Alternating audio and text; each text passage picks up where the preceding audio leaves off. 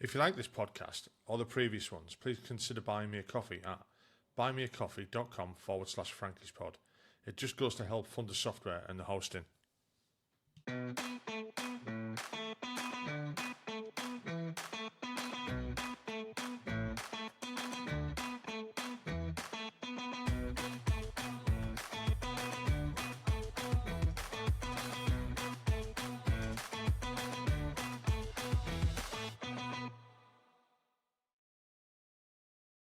Hi, welcome back to the podcast. Tonight I'm talking to Gareth Thomas, MBE. He never said MBE, I did, because we have to get that in there. And we'll find out why later as well, hopefully. Hi, Gareth, how are you doing? I'm fine, mate. How are you doing? Yeah, I'm great. And again, like I said earlier, thanks for coming on and doing this. Without people like yourself, I'd just be sat talking to myself and probably get locked up. It's just the normal 5 questions that I normally ask everyone. So, where did you grow up? Why did you join? What was it like? Why did you leave? And what have you done since? And I know that you've had a varied career, and it might surprise some people at the beginning and the end. It's like, yeah, really? Okay, well, I'll let you explain that one. So if you just want to give us a start off with where you grew up and why did you join the military? Okay, so my dad was in the Royal Air Force. He was a Russian and Spanish linguist, so I was a PADS brat. So I brought up in various RAF camps around Lincolnshire, a couple of years in Berlin. My mother was from Warrington, so as my dad was leaving the RAF, I lived in Warrington for a while. And then about 10 or 11, we moved back to Swansea in South Wales. So, yeah, Welsh lad. Not much of an accent because I was a PADS brat, but Swansea's You've own. definitely got a twang. A twang. Yeah. Swansea's own. Yeah, I mean, so just before you move on to like the next bit or why you joined all that, I just want to go back to like growing up in the bases. I mean, I've got no experience in the area whatsoever. But what I'd like to know about Berlin, do you remember much of Berlin? What was it like there? I do.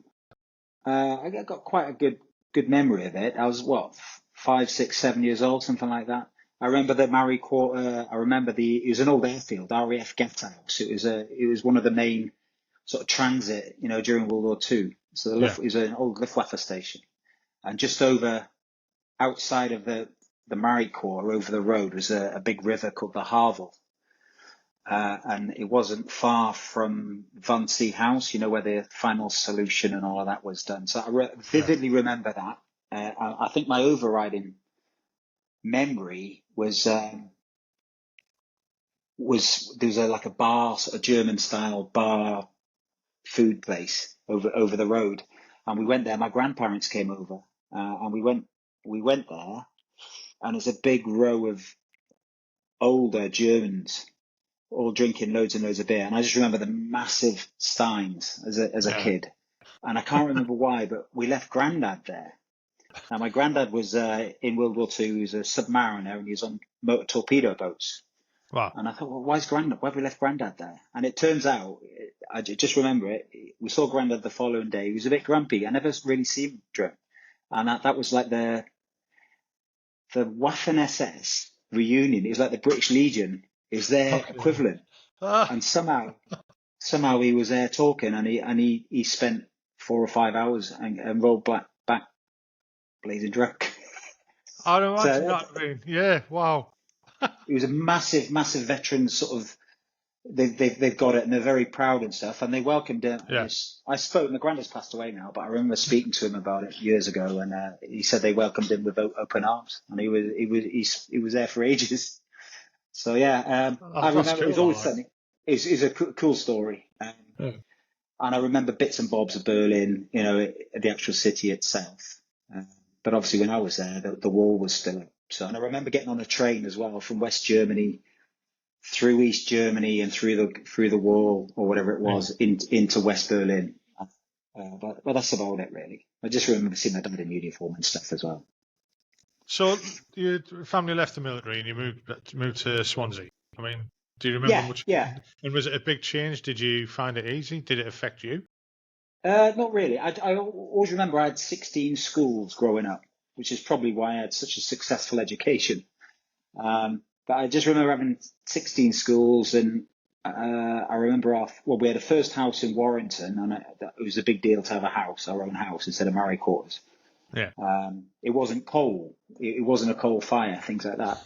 And then we shifted. We went to Swansea then shortly afterwards, and we had a big 3-story, old fat Victorian style terraced house, but a big 3-story thing.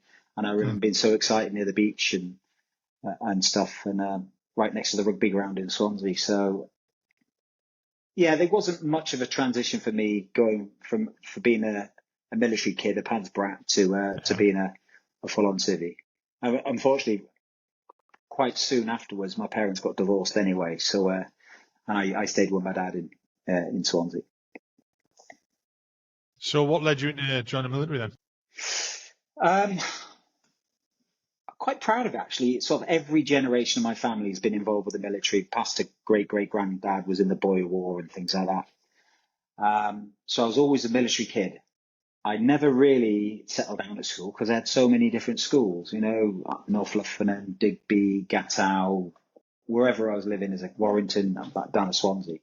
I joined the cadets straight away because I had a bit of an English accent, and going into Swansea school was a little bit rough, not tough, but it's a little bit rough. And I joined cadets because I was interested in it. So I joined the Sea Cadets, and I flew up the rank in the Sea Cadets up to leading seaman.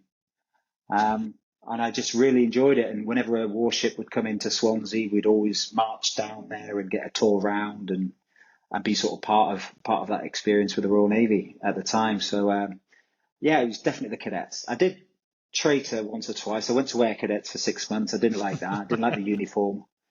Having lessons on an ejector seat, and you think, well, why are we going? I'm a cadet. Why aren't we talking about an ejector seat? Where the Sea Cadets was out sailing and canoeing and going on warships. I went to the Army Cadets, but that was logistically a nightmare because it was the other end of town and it was a rough part of Swansea. So getting there was a nightmare, and it was the chances of getting a kick in on the way. So I went back to Sea Cadets. I mean, that's a fair enough reason, I must admit. Yeah. So there was no other way or the unit you were going to join. You were going to go in the Navy. I toyed with the Army when I was in the Army Cadets. I remember them, I knew about the infantry, and it was a big thing, Royal Regiment of Wales, and there was the Welsh Guards, and it wasn't too long after the Falklands War. 4 or 5 years after the Falklands War. So the Welsh Guards were well known, obviously the Royal Regiment of Wales. And one of our cadets went and joined the Royal Regiment of Wales as an officer. So I toyed with the Army, but at the time, HMS Birmingham came into Swansea, and I went on that, and I thought, and that was the newest ship because we always had the old Leander class and the old frigates came in. So we went on this thing that was like Star Wars, and I thought, I'm up for that. So yeah, I'll go and join the Navy. So I went to the careers office. I wasn't even 15 and a half when I applied. Decision made. Yeah, I mean, when you look back, I mean, I come from a port town as well, from Hartlepool originally, and you used to get a lot of the Navy ships coming in, and every time they come in, everyone was allowed on, and I suppose it's a fantastic recruiting, exercise. I don't kind of hear that much of that happening now, really. I mean, probably not that target audience type of thing, but even when you see them coming, do they still visit towns, or I don't know? I think they do. They do a little bit, but the security arrangements, and obviously when did I joined the Navy? 88? So you imagine the mid-80s, there were still 50, 60 ships. Yeah. And it was part of a recruiting process. I know the Army does it as well, their own individual recruiting sort of strategy, if you like. But I don't think there's just the ships now. And obviously the way the world is at the moment, and Britain is at the moment, is always that potential for a bit of argy-bargy and all of those servicemen, getting them off the ship. They're an easy target, aren't they? Yeah, possibly. I don't know. I mean, it's a very different military now to what when we joined. Oh God, yeah.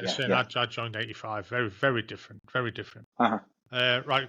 Sorry to interrupt there. Right, carry on. That's right. What was it? So I joined the Navy in 1988. Well, I left school. I was the first year to sit GCSEs at school, but I didn't sit GCSEs, and I got a special dispensation. You couldn't get away with it now. So I was in school on the Friday in the March, and I literally just turned 16, and I joined the Navy on the Monday. I was probably the youngest. Well, I was the youngest person in the Royal Navy for however many weeks. I joined no GCSEs, nothing at all. And I arrived in HMS Raleigh. Pelu 22 was my class, my intake, if you like. And the journey began. So, I did 6 years in the Royal Navy, split between, for some reason, I was terrible at maths. I was rubbish at maths. And I went to electronic warfare. So I was an operations branch. They've changed the rank system now in the careers. They're all called operator maintainers. But I was a seaman. So I was a junior seaman, electronic warfare, which is probably the most, in that branch, operations branch, the one requiring the most intelligence, especially in maths, because you're doing radar theory and identifying ships, aircraft, submarines, everything by their electronic signature. And I still don't know really. I'm like that doing my 6 times table. But somehow I got through the course as an EW operator. Good instructors then. Good instructors. And I got into also the side of it was the intelligence side of it. So a Sovereign class frigate or Sovereign class destroyers got this weapon system. So you would associate this radar with this weapon, this missile, that range. And I knew that really, really well. It was just the radar theory and phase modulation and pulse duration, all the technical stuff requiring numbers and arithmetic were beyond me. But I made up for it on the intelligence side and listen. You could listen to well over mine. Yeah. You know, Oh, it was point, boom. Hey, that's me. Oh, it gets worse because I did 2 years on a destroyer, HMS Nottingham, which is infamous because that's the one that ran aground after I left it. Ran aground off Wolf Rock in Australia. Yeah, I remember that. Yeah. It nearly sank, but the crew on board saved the ship. The skipper got hung out to dry. He wasn't even on it, but obviously, he was a good skipper. But he got in trouble for it. So, but I'd left. I was on Nottingham. I did an Armilla patrol when it was the Iran-Iraq war. So we would be escorting ships through the Straits of Hormuz. So I remember going to Dubai as a young 16-year-old, 17-year-old when Dubai was rather small, and getting all the duty-free, all the free, cassette tapes, all the copy tapes, and buying all the bits and bobs there. And the only social life was the Brit Club, and I bought an Argentinian football jersey because they were knockoff football jerseys, and I promptly got punched at the Brit Club for wearing it because the guy who punched me was on Glamorgan that got hit in the Falklands. So that was a lesson for me. So I did that as a young lad, finished that deployment then. It was called Armilla Patrol back then. And then I volunteered for submarines because my grandfather was a submariner. He had a tough war. I was about to say why, but yeah, obviously. My ship, Nottingham, had just gone into refit, so I'd have been stuck down Portsmouth for 9 months, not doing anything really. And I thought, fancied submarines.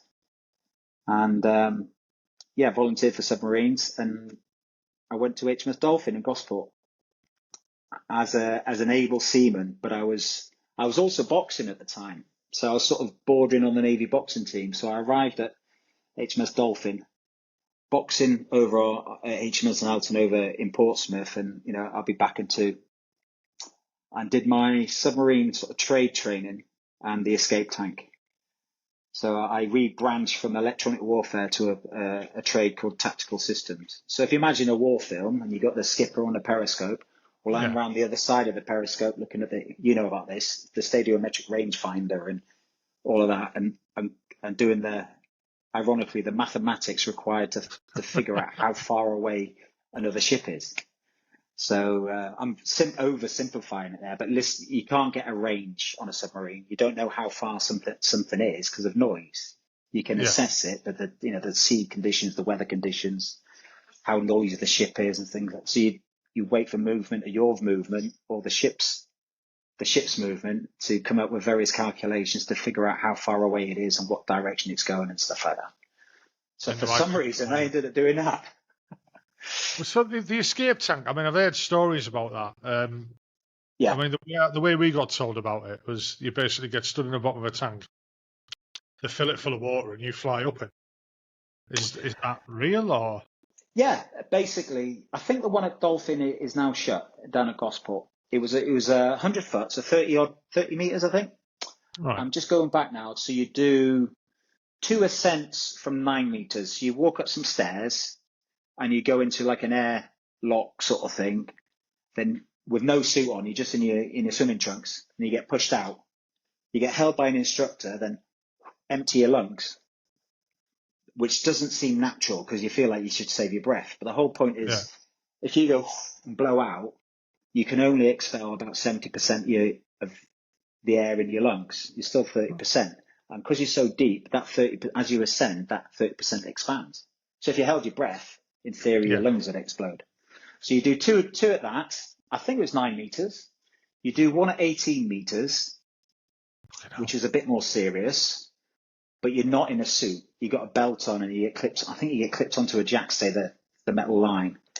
And then you do the big one at the bottom where you put the submarine survival suit on with the big hood over your thing.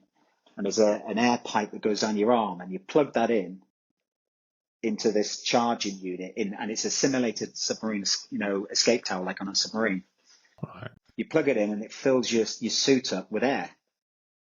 And so they fill the airlock, and it's like the films, and just as it's about there, the pressure equalizes and the hatch at the bottom of the tank opens. And you pop up, you get grabbed by an instructor who clips your belt onto this jackstay, the wire that goes straight through the middle, and up you go. And you pop out probably out to your knees in this suit. So that's 30 meters, 100 foot. It's quite, the instructors are superb, and those instructors that do that are also the submarine rescue people. So if a submarine ever gets sunk, they fly in a hurt, jump out the back, and do whatever they're going to do. Submarine parachute assistance group or something like that. They're still there. But you get to the top, then you get taken out your suit and you get put on this line. You're not allowed to. You're freezing cold, and there's this line at the top of the tower, and you've got to stand there for 15 minutes just to check there's no bends or nothing wrong. That's what I was gonna ask. I mean, it is quite a depth, and you can get the bends a lot shallower than that, for want of a better explanation. Yeah. So I mean, Jesus. I suppose when you're saying about breathing out as well, that's going to alleviate some of that. But I mean, if you've got less oxygen in your blood, less of it's going to turn to there's nitrogen in it. It tends to. Yeah, absolutely. Yeah. So I mean, that alleviates that a little bit. Yeah, it's really. But I think that I'm trying to remember. I think the record from a British submarine was 600 foot escape at sea, and they do that. Obviously, it's too dangerous now to be doing that sort of thing. But I think that was when I was still serving. We had the old diesel submarines, the O-boats, and they were, I think the record was about 600 foot. But it's either die in a submarine or risk it going out the hatch. It's the escape tower. I think I know what I'd rather do. Absolutely, yeah. Not get on one for a start.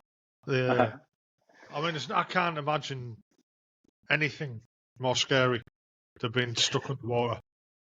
I suppose when you're in a sub and you've been trained and you don't experience the fact that you're underwater. Is it like, you know what I mean? Like, it's like being in a plane. You're up in the sky, but you don't feel as though you're flying. Do you know what? I get asked this quite a lot because I used to wear my Submariners Dolphins on my army uniform, my 2s and 1s and mess dress and stuff like that. And there's only, I think, 2 of us that had officially Submariners. So you get asked it, and the only way I can give you an equivalent is if you imagine living and working on a triple-decker bus with the windows blacked out. So you live on the bottom deck and shower on the bottom deck. You do some administration, you eat, and you watch television on the middle deck, and you go to the top deck for work. That's the nearest thing I can explain it. But you can't see anything. And I spent my time on Polaris submarines, the ones before Vanguard, so Britain's nuclear deterrent. Yeah. So we used to hide. The whole point was not to be seen. So we'd just cruise away and move away from everything. So it was particularly boring. So I think the escape tank was probably the highlight of my submariner's career. I think, really. I mean, that was everyone has the misconception that once you leave port, or is it a misconception? I don't know. That once you leave port and you submerge, that's you. Nobody knows where you are. I mean, the way I understand it, like once the subs go out on patrol, there's only a handful of people actually know where they are at any one time, and that's the whole point. That nobody should know where they are, because you're guarding us, and you're also looking for the baddies. And I mean, I'd imagine you see like some TV shows and stuff like that. Like there was one on BBC last year, I think, where there was, they were chasing this and they were looking at that, and both subs knew where they were, and is it like that? I know there's a lot of stuff about the submariners can't tell you, but is it like that? No, it's not. Not on deterrent submarines. So you got the Vanguard class now, and that's going to be replaced by the Dreadnought. But I was on Polaris, the one's built for Vanguard. You keep away from everyone, and obviously it's open source anyway. There's a massive intelligence network, so you know what enemy submarines are around, and you've got British or American attack submarines that go and flush them and go and find them. So that a lot of the time they may be protecting the deterrent submarine. So we keep away from everything, absolutely everything, and we use a different techniques. You see all the American, U.S. Navy. We were very, very good, but they're very technical. Their guys, our skippers are very dedicated. Tactics, and we just go very slowly. And I think the only way, a good analogy is, if you're in the house and you've got the air conditioning on, if you've got air conditioning or something, you don't notice it until it's switched off. Yeah. Or if you've got, you can hear, I don't know, there's a car outside, it's running, you don't notice it until the engine switches off. And that's a very simple formula of how Britain does it. You don't change your noise. Where if you put your foot down or if you slow down, that background noise becomes apparent then, because something's changed. There's a different aspect of change. Where a lot of our tactics back in the day, I left submarines in '93, and it's open source. Any Tom Clancy novel will tell you. It's the change of noise aspect is what gives you away. So if you've got a consistent noise and you endeavour to keep away from absolutely everything, there's a very, very, very strong chance you're not going to be detected. So in reality, then, it's boring as fuck. That sounds a bit harsh, but yeah. They call them bombers. The Americans call them boomers. We'll call them bombers. It's like tanks. They call them tankers. We call them tankies. We're British, so we were first. So we were on bombers. Yeah, it was really boring. Every now and then you get something would happen. It'd be absolute manic, but you straight away. It's that cliche line that we all say: the training kicks in. Yeah. But anything of interest on patrol, you would you'd turn and run, or you turn and crawl away. Yeah. However, when you're doing workup for patrol, so you're not on a boat's out on patrol already, and you're doing your training ready, for your PDT, if you like. You go force on force. And I always remember it was the latest Trafalgar class. I think it was Talent. And we were fighting against Talent. And it was like, imagine in the army, you got paras versus whatever. It's all of this one-upmanship and stuff like that. So we were against the paras because they all thought they were really, really good. Nothing wrong with paras, obviously. They're just an example there. And we beat them. It was a brand new boat, new crew, but we got a firing solution first, so we'd be chasing around and doing our bits and bobs, manoeuvring and just going really, really slowly, knowing that an enthusiastic young skipper in a brand new submarine is going to make more noise. It's like a boy racer in his fast car. So yeah, so that was one occasion. I think it was Talent. I think that's probably been decommissioned now. I'm not sure, but yeah, it shows you how old we're getting, doesn't it? Yeah. Generally, it's really, really boring. But there was a kudos and a kudos of being a submariner. I was on what? Even then, 93, 91, 92, 93, I was on like £9 extra a day, which was a lot of money. But yeah, I'm a submariner, but I'm really, really bored. I mean, on deterrent boats, we only went to Scotland. We went to Faslane, that was it. I mean, it's like, I'd heard someone on another podcast say about the shift pattern, and it's like 6 on, 6 off, 7 days a week. Hot bedding, and that must do you nothing. I mean, on average, how long are you underwater for? Usually. Well, it was secret, but I know it's been absolutely smashed. My longest time was 116 days underwater, which at the time was a record. Then I think Resolution beat that, and now the latest, the Vanguard and stuff, they're doing almost double that, I believe. That's crazy. I mean, that's like with no outside contact or anything. No.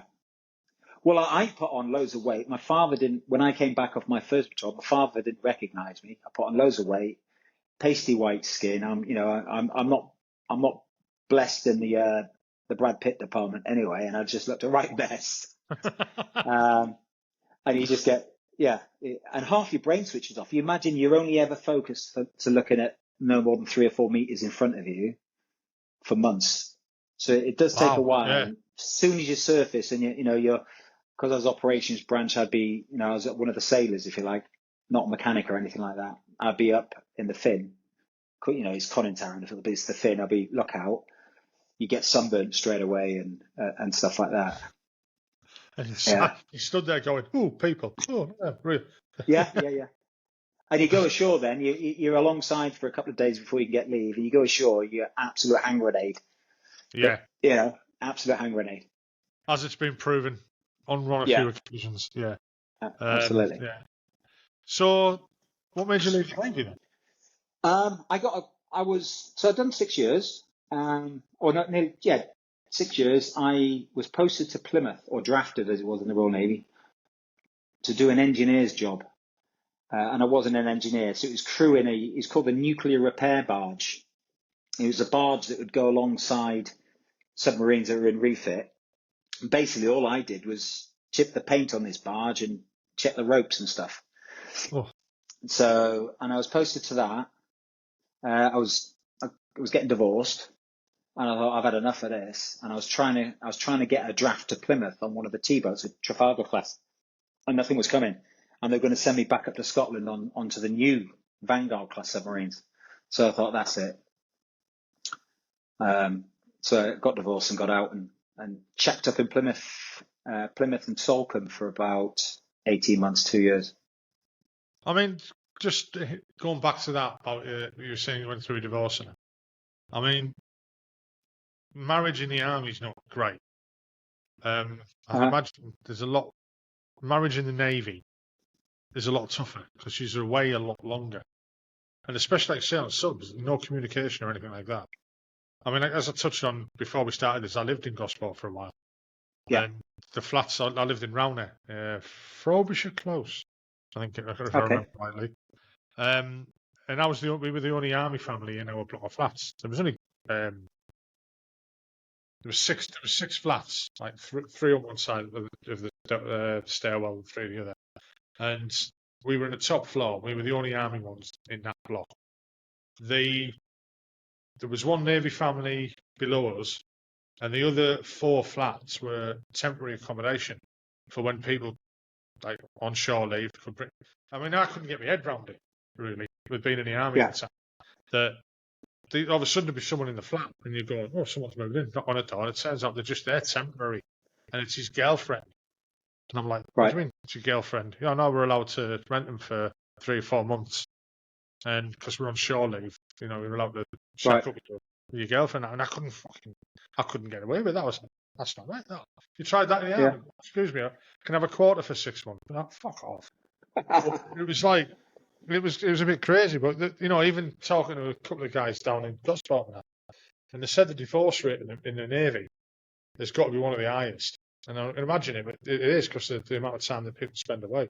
I mean, obviously, not everyone in the Navy's away all the time. Yeah. There's shore jobs and stuff like that. But you can imagine it takes a hell of a toll on relationships I think absolutely spot on there. There's loads of divorces, loads. I think in my situation, I got married at 18. Yeah. So I hadn't done the going home nightclubbing with my mates. So I had a mortgage. I had a Volvo 360, if you remember one of them. Yeah. And my highlight was we had a 3-piece Chesterfield suite. And I thought, hang on, I'm 18 years old. So let's just say I got divorced and I was not innocent. Yeah. And the knock-on effect, I was DV cleared and stuff like that. And I was in Scotland doing single lad stuff, come on lads, let's go and buy a motorbike. So we'd go down and buy motorbikes on finance.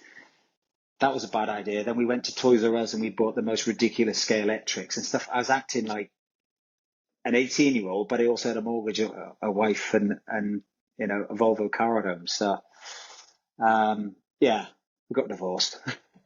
Yeah, when shit happens, isn't it? Yeah, it does. I reflect on that, but I sort of have grown up as well, rather rapidly. So yeah, you're spot on. It was. I think we got familygrams. So we get one familygram a week when we're at sea. So it was a one-way message, and it's just news, and that was it. And I get on with that. It's just really boring. But if you're expecting your familygram every Thursday and it doesn't arrive Thursday or Friday or Saturday, people will go in absolutely mental. Yeah. I mean, I've touched Absolutely on this on previous podcasts with people. Being away, I mean, long before like the days of mobile phones and emails and electronic blueies and stuff like that, mail, out in the first Gulf War, out in Northern Ireland. So my first two in Northern Ireland, and then the Gulf, and then Bosnia. And when mail came around, if I never got a letter, it really fucking saps your morale. It really, really does. And people don't appreciate just that. Even if it's just like a bluey with a couple of words in it, it makes you feel so much better. It's definitely. It's soul destroying not getting a letter, and then sometimes you get letters you don't want, and that's another way. And I think the army or the military in as a whole are really good at trying to get your mail to you, for want of a better word. I mean, your postal service, the Royal Engineers, stuff like that. But it's such an important thing. Absolutely. Like in Optelic, when the stop, the war started and they stopped the mail. We were all like, fucking right. I mean, you were kind of concentrating on other things at the time, and then all of a sudden, I remember the first mail drop after like the ceasefire, if you want to call it that. And everyone's just the gun position was just like it was like fucking Christmas Day. People were getting parcels and shit. Like, it was awesome. Just getting just a letter in it doing happy enough. No, right. I just wanted to touch on that really. How important the mail is. You were third, so I remember. We'll come on to that. We were meant to be wrecking. You guys drove past us in your AS90s, and I had a few mates in third, but you probably had it as well. Is you'd get some of the young lads. You fuckers drove through our gun position without permission. Our BK went mental. I think that would have been A squadron. But the lads as well were doing the pen pals, and they were getting sacks and sacks and sacks of pen pals. So we were getting loads and loads of support, and all the younger lads were getting all of these. Oh no, and I was reply and stuff. So that's dodgy. Yeah. That's how I met my wife. I wrote to the Daily. We were in Northern Ireland. I wrote to the Sun, and the Sun at the time this was like 1987, 88, 87, 88. I'm getting old. The Sun would give you so many letters back when you wrote to them, and at the time the Daily Star had just started. So I went, I want to write the Daily Star. So I wrote the Daily Star and thought nothing of it until I was dragged out of a tower in Crumlin Road by my brick commander and said, "You're in shit." I said, "Right." I said, "Look at this." And there's my fucking name, rank, and number and everything in the paper, printed up and that. And I was like, shit. So they said, "Sorry, we'll try and keep it quiet. No one will notice." All right. And we got back to the maze after doing a stint at Crumlin Road, and there was 2 full sacks of mail for me. And I was selling the letters like £1 a shot. There was some dodgy letters in that lot. Yeah, but that's how I met the missus in the end. Don't fucking Right. Anyway, let's move on a bit then. So you've decided to leave the Navy, and you said you moved to Plymouth, was it? I stayed in Plymouth. So I Yeah. worked. I met a local girl. I started to work. If you remember the restaurant chain Beefeater, so I worked as a bar manager there, and also I managed to bluff or blag being a chef as well. So I was. He's easy Beefeater. So I I was was going to cooking say away. Beefeater. He's easy. I was working there for a bit, but I managed to get a job because I'd done loads of sailing in the cadets, Yeah. and there was a sailing school in Salcombe. Like Salcombe's gone super posh and mega expensive now, but I was there. What was this? 94, something like that.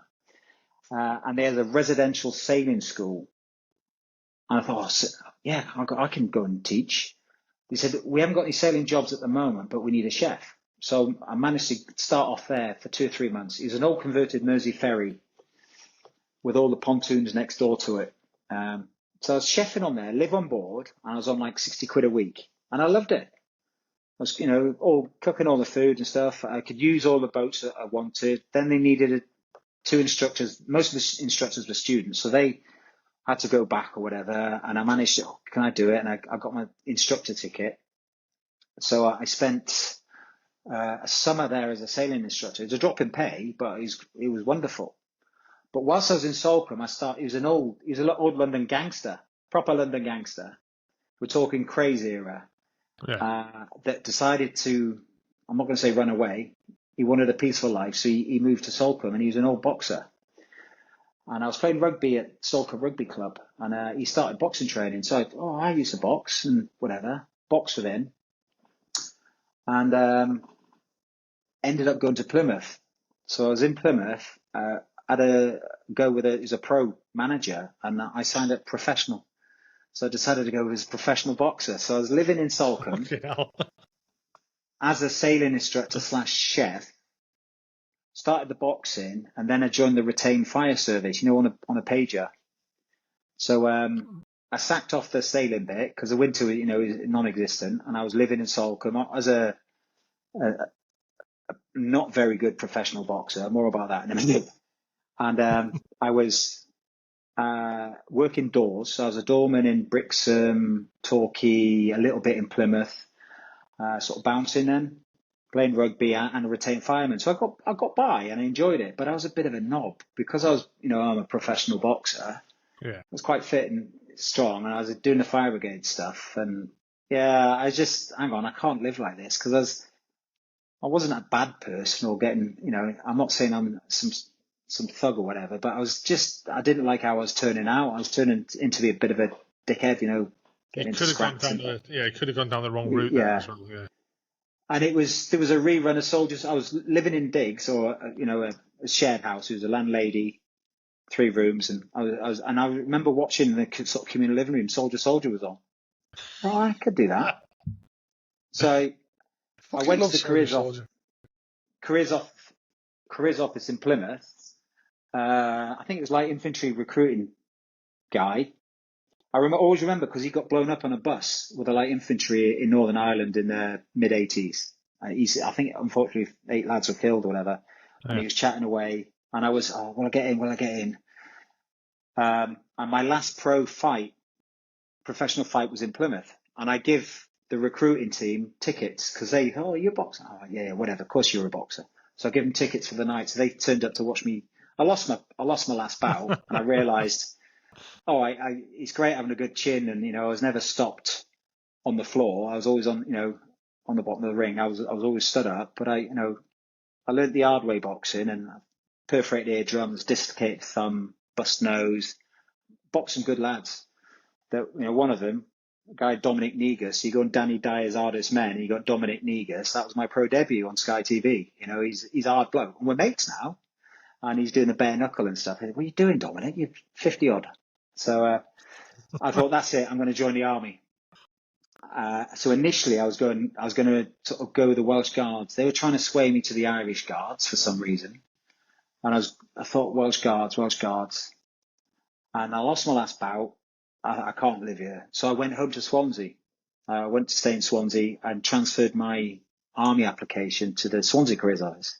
Yeah. And I decided I'm not going in the infantry. And they taught me out of it. They said, look, you've done electronic warfare, you've done submarines, you're a little bit older. I was 23, 24 then. What about something else? So I went to Queen's Dragoon Guards, World Cavalry, which at the time were a main battle tank regiment on Challenger 1. So, I went for that. So out of one big massive tin can into another one then? Yeah. Always remember it. I loved it. Training was great. We had a really good time. I thought Army training, I genuinely thought the Navy training was harder. In what way? Kit-wise, room inspections. But whether it's because I was only 16 joining up and going through it all and there's grown men. There was a guy who was 27 in my intake because you could join it up to 33. There's a Scottish guy who's 27. I thought, my God, this guy's nearly bald. He's an old man. But I was all over the kit because I was in the cadets. So the physical stuff, the fitness. Also, when I joined the Army, I just finished as a pro, so I was pretty fit anyway. And I probably got less fit whilst I was going through basic training because I joined really fit because I was boxing as a professional, be it not a very good one. The Army training, my fitness, and I was in the Royal Armour Corps anyway, so it wasn't the same fitness standards, no matter what they say, as the infantry. But I found the Navy training was a lot harder on kit, room inspections, kit getting thrown out the windows, all that stuff, than the Army. So there was a lot more bullshit in the Navy than the Army. Yeah, I got why they did it because you had to be clear. You could only have so much kit on the ship. Your admin's got to be top notch. Your admin's got to be, you got to keep clean and stuff. I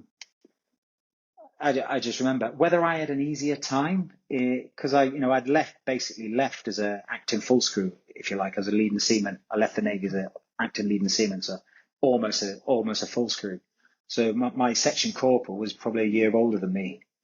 Yeah. So training was great fun.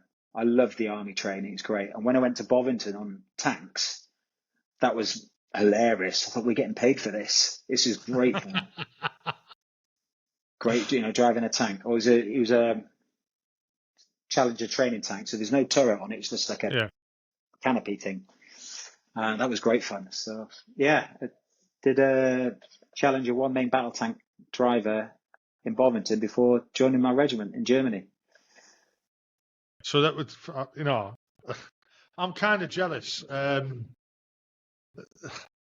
This is going to sound so like a nerdy thing, right? I got into a game years ago called War Thunder. And you probably know the game. And it I don't know, I was never interested in armoured vehicles while I was in the Army. I wasn't interested in anything in a fucking army while I was in the Army. But I think, after years of being out, you kind of miss stuff and you latch onto things, you know what I mean? And this game, like, I wouldn't say it took over my life, but I play it every day. And I just found myself having a massive interest in armoured vehicles. All of a sudden, come from nowhere. So you saying that there, bombing about in a chalet around Bovington, I'd fucking love that. I'd love it. I mean, I used to drive the 4.3 as a warrior driver. Yeah. And stuff like that, but it's not the same, is it? It's not the same as a tank. It's so easy as well. It's so a Challenger to drive a Challenger safely. Yeah. Challenger 1, Challenger 2 is very, very similar driving anyway. I'm just trying to remember. Minimal, few different switches, same controls, same engine. It's very, very easy to drive safely. To drive it well, that's where obviously the experience comes. How you cross over berms and stuff like that is, that comes with experience. But ironically, when I was driving the first time I drove closed down, bearing in mind I'd spent 6 years in the Royal Navy, I was seasick. I felt really, really ill because it's like a dentist chair, isn't it? You're laid back and you're looking through a periscope, 2 tillers, and you're chucking it around a bit and you're flooring it in reverse. You haven't got a clue where you're going. You just listen to the guy going, let's stick, let's stick. Doing that in a warrior, it's quite... in a 4.3, it's all right. You're sat in a upright position. There's not many times that you're battened down in a 4.3. That's just fucking cutting you. that's just a stupid thing to do. You know what I mean? You can't see shit anyway. But when I first learned to drive a Warrior, and I was bobbing around Largill on it, and we were coming up and jockeying positions and stuff like that. I mean, it opened my eyes that there was an accident with the tankies. I don't know what regiment it was. I can't remember at all. It was over by Warminster, and we were doing a. Yes, I vaguely remember something. He went up a hill, got the top jockeyed, and come back down a bit too quick. Piled the brakes on, and it flipped over. Yeah. And when we heard about that, we were out at the same time, and came over the net and said, no duff casualty and all that. I think we were doing a battle demo for one of the combined arms courses. I can't swear why. But basically the tank had flipped, and I don't think he was battened down. He wasn't. That's correct. Yeah. I think it was the officer was killed, wasn't it? Might be. I think the officer was killed instantly. There was a corporal as well. Yeah. Yeah.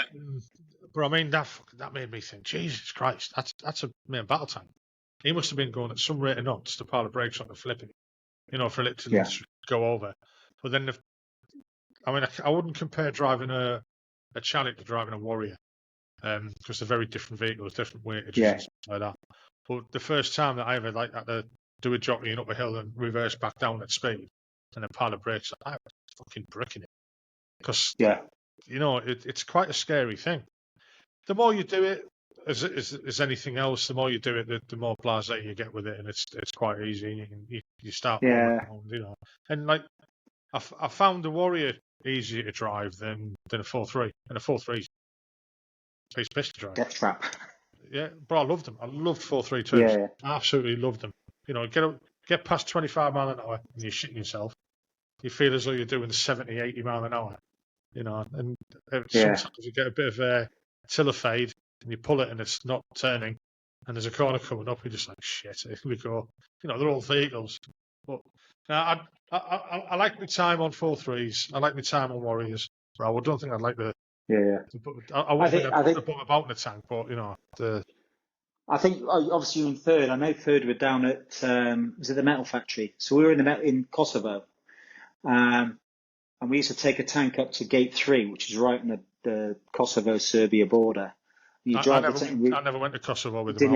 I know some of the lads at third were there, and we windy, typical, Balkans road up to the top on the sort of saddle in the road. Then it was the Millennium Tour. Yeah. So we came back down at Grickler came back down, and we had a young driver, and it was really icy. So we stopped the I was a loader at the time. So we stopped the tank, right? And I ended up driving it down the hill, and everyone else was walking, because if you hit the brakes, it's not going to, you turn, it's not going to turn, it's just going to slide. And it was literally death trap ravine. That was probably the scariest driving, but I was always quite cautious. But I wasn't in the driver's cab for too long. We did that one tour. Is that where people start off? Because they don't on the guns. On the guns, you're out the back humping the ammo. Yeah. You start as a driver. Yeah. B3 driver. You do B3 gunner, B3 signals or whatever in training. So you arrive at the regiment. You're a driver. First course, then you do gunner. So you can fire the gun and load, but you're a gunner. And then once you sort of get senior full screw level-ish, senior lance jack, full screw, you go over to be the loader, because the loader runs the wagon, basically. Anything maternal. The loader, so he loads the gun, he runs a Jimpy, and also he does all the radios. Remember the 353s and stuff over your shoulder. And also does the food, the BV and all of that sort of stuff. And then the commander commands and deals with tactics and stuff like that. So, yeah. And I got to load it. Yeah, exactly. But that was Charlie 1. Pretty soon after that, we did Kosovo on that. We re-rolled to Recce. We went back to Recce onto CVRT. So we did the last operation of Charlie 1. Yeah, that's a big change. Yeah. Recce was great. The QDG were always Recce previously anyway, and I think they went to MBT in the January. Sorry, the January 92, 93, something like that. But re-rolled to recce, and it was complete changing then. Had to do the full gunner conversion course and stuff like that. And that was on Scimitar. Scimitar, yeah, Scimitar. I mean, a very, very different vehicle, but so I mean, just moving a crew from a tank to a Scimitar. Are the workings almost the same? The crew works, or well, obviously you got 3-man crew on a CBRT. Yeah. Scimitar, driver, gunner, commander, and it's very much obviously you've got to qualify on the gun, but it's a 30mm. It's originally a naval anti-aircraft gun back in the day, the 30mm rod and cannon, same as a Warriors gun. Yeah. And you'd have the GPMG, but in essence with recce, that's just a platform for your radios, really. Yeah. So instead of going for a fight, the last thing you want with a recce regiment and CBRT is have a fight. So you'd snuggle around, use your dead ground. So there's a lot more pressure on the driver, the command, and we would sometimes have a senior lance corporal as a vehicle commander. And, if you imagine your recce screen as a troop, left-hand edge or eastern edge is a lance corporal, sees a column of tanks. He reports that. The entire main effort reports and acts upon that one lance corporal's say so. I've just identified the enemy's vanguard of, I don't know, however many T-72s or BRDMs or whatever. So there's a lot more tactical stuff. The actual workings of the vehicle there was less emphasis on it, and he became recce. Yeah. So that's why in QDG, don't call me a tanky. We're not tankies. Yeah. That's MBTs. We're recce. We just, you're on a tank. It's not. It's a CBRT. It's a recce vehicle that happens to have tracks. So you used to get a little bit arsey about that. Yeah. I'm artillery, so anyone calls a gun a tank. We get after it like that. It's and when I started working where I'm working now, someone would say, "Oh, what did you used to do?" I was in the artillery. I'd show them a photo. That's what we used to work on. Oh, a tank. It's not a tank. It's not a tank. It's not a tank. No. Yes, it is. It's got a tracks and it's got a barrel. Yes, but it's not a tank. So what's the difference? Well, fucking hell. You were quite kind of stumped. It's not a tank because it can't fire on the move. And that was always my answer. I don't know, it's just civvies don't understand that. Even now, I watch YouTube videos and they'll say, "All right, I think what they call him, that strongman fella, the beast, whatever his name is. I can't remember his name. Oh yeah. He's just bought an Abbott, and right. the titles, bought the beast buys a tank or something like that. Fucking straight out of the comments. It's not a tank. It's a gun. Do you know what? Half the British Army don't know the difference, and he used to, and I was from a relatively small Queen's Dragoon Guards. People, who's that? You work with an infantry. I spent a lot of time working in the infantry, sort of towards the Afghan days and stuff, Herrick days. Yeah. And who are they? What do you do? Recce, and we handed our CBRTs in. Well, we sort of transitioned. We still had CBRTs, but there was a lot more emphasis on dismounted. So we'd have 4 Spartans per squadron, and you'd have snipers, and then you'd have forward air controllers, which became JTACs. We started sending commanders onto junior Brecon with the infantry, and you're doing a lot more infantry skills. And your vehicle was just a mode of transport to get you into the area. And also if you needed the enhanced sighting systems and things like that for a recce screen. But there's a lot more dismounted stuff, which was fine. But we had some dyed-in-the-wool tankies, MBT guys who I didn't sign up for this. Which is fair. It is fair.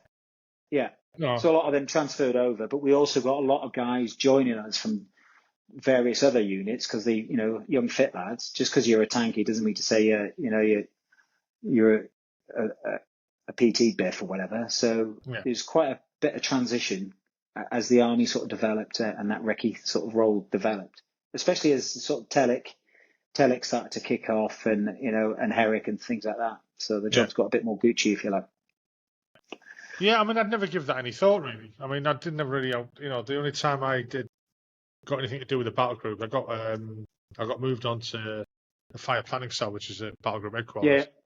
And that opened my eyes because from being stuck in a gun position for most of my career, either being on the guns or the command post. You don't really see the outside world. You don't need to see the outside world. Mm-hmm. If you've seen enemy tank, something fucking seriously gone wrong. You know, it's if it's got that far back to where we are. But then again, saying that, on Telek, I was doing recce for the battery recce, and we were fucking at some points we were in front of fucking everyone almost. So we were just like, Yeah. the fuck are we doing here? And one night we were doing a gun position, or moving forward. We'd gone across through Safwan, there was gun position there. We'd set up there, and then we were told we were moving towards the airport the next day, and we had to move that night. And we're in a 432 going up the MSR, and I've never, it was like a war movie. Just seeing all these vehicles. I've never seen so many vehicles in my life, and we're zipping in and out of them in a 432. And we're going, pulling up next to Amtrak and stuff like that. Fucking hell. The size of that. And they're looking down at us going, what the hell's that? That's from the Second World War. And just, it was crazy. It was just absolutely mental. But at one point, we had to stop because there was a tank battle going on in front of us. Boss is like, right, get the BV on. And we're all sat on top watching it. What the fucking hell's going on here? It was crazy. But no, it was good though. But I mean, moving from there to the FPC, the Fire Planning Cell, up in Battle Group Headquarters, that opened my eyes a hell of a lot to what the other arms were doing and stuff like that. And how it all gets married in, information, intelligence, and just the planning of it all. It astounded me. I mean, I didn't do that till quite late on in my career as well. So I missed out. I wish I'd done that earlier. And it was just to see how other arms work. Because as you probably know yourself, it's quite an insular thing that you're stuck in your regiment and you don't, as a young Tom or whatever, you don't need to know what happens over there or with that regiment or with that unit or that corps. But I think really people you should be given a bigger picture of how things work, if you know what I mean. It'd probably make people a better soldier, especially with armoured units, because everything moves that quick. It's to be honest, it's quite fucking interesting as well. So you got the unit, changed to recce. So I mean, how did you get TREP in your unit? Because they knew you were Navy beforehand. Was there much in there? I joined the regiment the day Lady Diana died. Right. And so I, Trooper Thomas, go into a Welsh regiment. And we all had the last three of our service number. So I was 525. Thomas 525. So I arrived. Oh, yeah, we've been expecting you, yada, yada. Right, RSM wants to see you in the morning. So went out that night with a couple of lads sat new from training. Discovered Stena Lager. Obviously, I heard about Diana. And I was straight in with the RSM. He said, right, you're the rugby player. I said, yeah. Okay, well, you pack your kit, we're going on a rugby tour. I said, okay. He goes, you're a bit big for an outside half. And he said, no, I'm a prop. Really? I said, I had you down as an outside half. I said, no, I'm a prop. He said, okay, we'll pack your kit. So I went away, packed my kit. Oh, I'm going on a rugby tour, straight back home to Wales. Turns out there's another Trooper Thomas who's a couple of weeks behind me, joined the regiment at the same time, who was the outside half. So it was never me. Anyway, so there's two Trooper Thomases on it, and he was the outside half. So we went back to Cardiff, mainly barracks in Cardiff on a rugby tour. So that was my first time at the regiment. So I knew a lot of the regiment signals warrant officer. I knew the RSM and stuff like that straight away. So I was, I'm enjoying this. And it was all social, and don't call me RSM. We're out in wherever in Cardiff. It's George, stuff like that. So I thought, wow, this is chill. This is really good. A few games of rugby, settled in, no worries. Got back to the regiment, and then it was met my troop sergeant, who was, oh, you're the boxer. You think you're hard? No, sergeant, whatever. I didn't have a hard time. It was a cavalry regiment, very friendly regiment, very chilled out, and we started to I think I did a Poland exercise, went to Ulan Eagle doing admin, putting up 18 by 24 tents and stuff like that, staggering on for a month. And then we went into NIBAT, Northern Ireland training. So I straight in and got on with it. It was a very friendly regiment, no issues, didn't get a hard time really. And just started getting ready for an op tour, dismounted in Northern Ireland. So Yeah. That transition, I really enjoyed it. It was a good laugh. It was beer I started smoking. Who started smoking at 20? I was 24 then. We started smoking beer because it was cheap. I started smoking because it was like one Deutschmark when I was there. It was Deutschmarks, one Deutschmark 90 for a pack of Lamberts. So yeah, I had a good time and did Northern Ireland and got a medal, and we were all thrilled because not many people had medals. Yeah. You know, back then. I mean, there was not a lot happening then, was there? It wasn't. And it was a constant churn of two regiments, 9th, 12th Lancers and the Light Dragoons, because we were tanks at that time, weren't really doing Bosnia, or they'd done it before I joined. So there wasn't much going on. Re-rolled to recce. I then got full screw and went on my crew commanders course. Whilst I was on crew commanders, we got the email because the regiment was in Iraq on the second Iraq tour. When, if you remember, Camp Dogwood with a Black Watch up north Fallujah, and I was joining B Squadron as a vehicle commander, and I flew straight from crew commanders, straight home, and 24 hours later I was in the desert in Camp Dogwood commanding the CVRT, which was fun and games for 6 weeks. That was like hard graft. Don't collect £200. Go. Yeah. Fucking hell. You know, and that happens quite a lot. I'm lucky that I only experienced something like that in my whole career once, and we were given at least a week's notice that something might happen. We came back from an exercise in Jamaica, and on the Thursday night, got into camp. Friday morning, collected weapons back from the armory to clean them. Walking back to put my weapon in the armory. Battery commander pulls up and says, where are you going with that? I says, put it in the armory. He says, go and put it in the card room. You have for Bosnia on Monday morning. I was like, fucking hell, I just got back from Jamaica. You know, and it didn't happen that often. But it happened, and you just got to deal with it. You just got to get on with it. Absolutely, you know, not great for family life, but you know, bless her, she understood. But it happens, you know.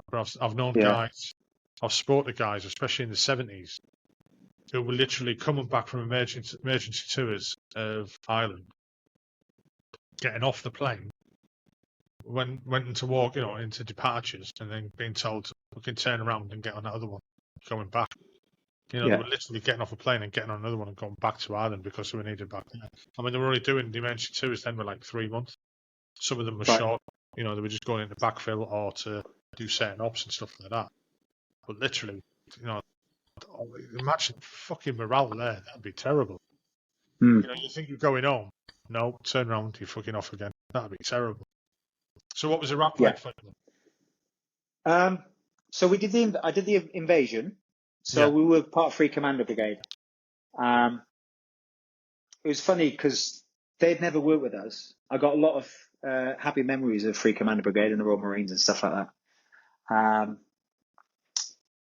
But they were like, who are you? You know, because they'd never had armoured really with them. You know, we were armoured recce and they didn't really know what to do with us.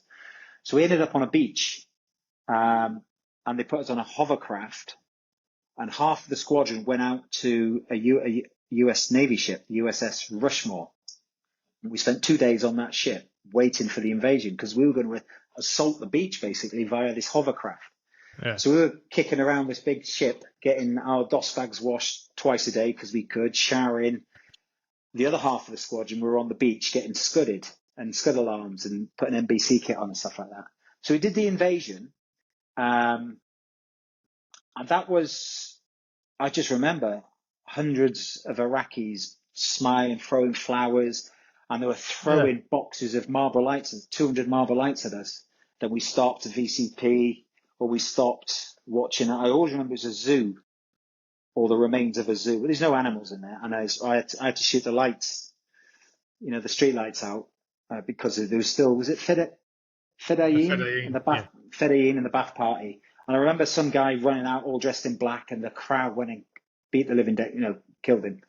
Yeah. I thought, wow, this is it. But the actual invasion, although there was lots of lads that had major contacts, and my squadron had been really, really busy. I was SHQ at the time, so I was doing the signals and stuff like that. But that initial telic, at the time, I thought was quite tasty, but it was surpassed as I went on. Yeah. So I went back. I did Dogwood as a vehicle commander. The battle group had lost 4 or 5 guys with IEDs. We'd had a few IEDs. My troop had an IED that was meant to be my vehicle because it was with us, the troop corporal leads the troop. But we had a staff sergeant who was acting in that position, and he just cracked on and whatever and hit an IED. So I remember watching that. So that should have been me or my vehicle. Nobody was hurt. I think actually the driver sprained his ankle jumping off the front decks. That was about it.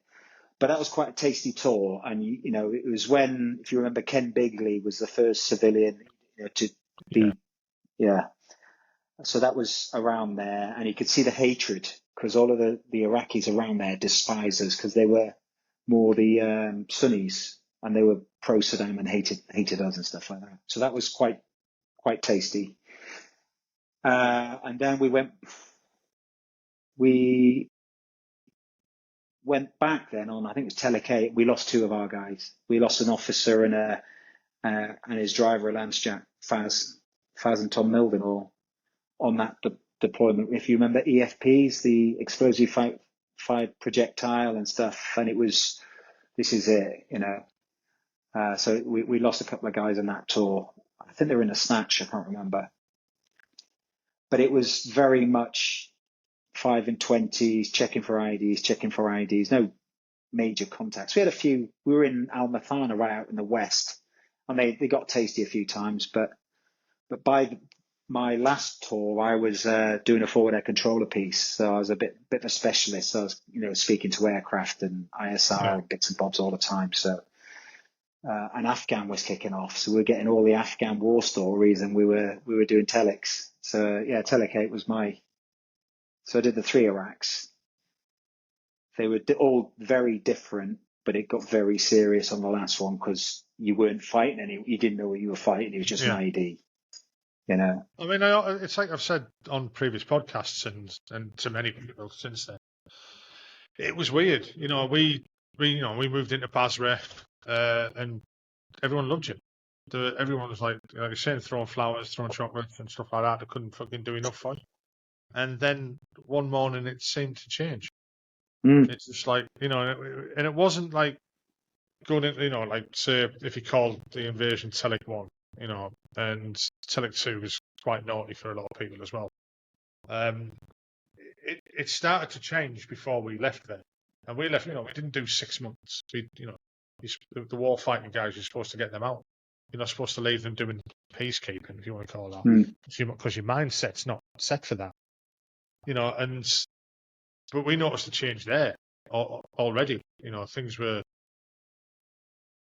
as they were. We weren't all of a sudden we weren't the conquering heroes anymore. And as well, and how you view that conflict in Iraq, whether it was an illegal war, probably was. Blair and Bush have got a lot to answer for. But that wasn't our decision. We were there for the job. We went out and done it. I've had, in conversations I've had before, we've almost likened it to our Vietnam, almost. Yeah. The consensus of opinion towards the end of it by the general public was that we shouldn't be there. And I think the consensus of the people who were fucking there were saying we shouldn't be there either. I think Afghanistan was a different type of, it was more just, if that's, if that makes more sense. I think there was more point of being, at the end of it, there was fucking no point in any of it. But that's not our remit. That's not what we're there for. We're there for do a job. I think with Iraq, we just literally started to cower it. They changed the name, didn't they? It was Shiba Log Base, and they called it the Cobb, and we would just sit there and get rocketed from the sheer flats. So one of my jobs is they sent a squadron of American Apaches down from Texas Air National Guard, and I'd brief them out, and we'd go out every night looking for rocket teams. And then obviously, tours. There wasn't many tours after that actually, but we just sat there and you think, what's the point? What's the point? Why? Yeah. Why? Because we're just getting smashed, for no we should reason. have pulled out earlier. Yeah. Yeah. I mean, Absolutely. should have gone out in the first place. I don't know. But it is what it is. So you done Herrick as well? Did you? Yeah, I did three Herricks. Wow, fucking hell. Yeah. So I was fully into the forward air control. They changed it to JTAC then. Yeah. And generally you do the course. I did a 4-week course, with 2004, 2005, something like that. After I came back from my second Iraq tour, did that role in Basra on Telic 8 and continued doing that because it was the FST concept was coming out, so the artillery. Yeah. But prior to that, it was TACP, so each brigade would have a TACP or two. So there's only two of us doing the job in Basra on that third Iraq tour. One of them might know Dinger Bell from third. There's a guy Jimmy Hilton as well, you may know. Jimmy. Yeah. We're good mates. Yeah. More about it later if you want. I'll tell you what. There's not many fucking stories you can say on here about Jimmy that'd be legal. Yeah. I won't say. Anything. We're mates. We're in touch. I know Jimmy very, very well. Very well. Okay. Yeah, I'll send him a message tonight. Yeah. So so we went from two of us working in TACPs, and then we went to Afghan, and then it was JTAC, and we started to do the fire support team concept. So I was seconded to on my first tour was 2-9, but 2-9 had one battery from 2-6. Yeah. So I was seconded to 2-6 Regiment Royal Artillery, who were then the fire support element for QDG. So I was with my own battle group, my own CO, but my boss was the BC. Yeah. So that was really difficult because I was a sergeant then. I was an instructor, or we called it subfac at the time. So I was quite an experienced guy, working, with my own ideas. And I was like, no, what do these gunners know? And it was like a love-hate relationship with the gunners. My BC is a top bloke. I met him a few weeks ago. He's probably done a temp fate. He's probably the first black general in the British Army. Top man, absolute top man. At the time, or early on in that tour, didn't click at all. But I was working for the Royal Artillery, and it was almost us. Well, we're 2-6. I think it was 17 battery we were then. 17 battery were 2-6. And we had the FSTs, but we were part 2-9. And 2-9 really looked down on us because we're a bunch of screaming hats. Yeah. But even their JTACs were good blokes, and I got no issue with 2-9 whatsoever. None at all. Some really top blokes there. But I used to wind it. It was the early days. I used to wind each other up. Yeah, so did that. The banter and everything, yeah. Oh, yeah. So we did that tour. And I always remember the Chief of Staff said, if you drop a bomb on this tour, we failed in our mission. Because it was all the hearts and minds. I think just before Betrayers came out with this stuff. And we're down in Garmsea, down in the south. And I didn't do anything for a couple of months. And then, without going into too much detail on here, the wheels fell off and I was really, really busy. Really busy. And I even managed to get GMRS off as well, which is good for a non-artillery observer. So, Herrick 9, what was that, 2008, 2009. I got really into the JTAC thing I was a sergeant then. Some quite punchy. We've all got dits, haven't we? And you get loads of them, and anyone listening will go, dits. I just happened to be there. Anyone could have done it. But there's a few scary moments where there's like 3 of us in the fob because somebody sent the QRF out and didn't realise, and there's like 3 of us, and they started to attack the fob and stuff in a place called Nawa, and that was quite hairy. But we got through it. But I then used to spend most of my time in between tours training JTACs, training forward air controllers, and also training the pilots and the aircrew. Because I know they're the fast jet master race, but they've got to learn. They have to learn ground maneuver. And I know you had the guy on before who's highly regarded fast jet mate, they call him, isn't it? Yeah, Tim Davies. But that's him. Yeah, very interesting guy. Very interesting. Quite opinionated, but he's a good bloke. Very highly regarded. And I spent. This sounds complete bluff, but absolutely bang on the truth. Through networking, because it's a skill you've got to have, isn't it? And anyone leaving the military, networking is great. I managed to get, me and an RAF flight lieutenant at the time, managed to get to Top Gun in the States, as in Fallon Naval Air Station. I know in the movie, the first movie, it was Miramar.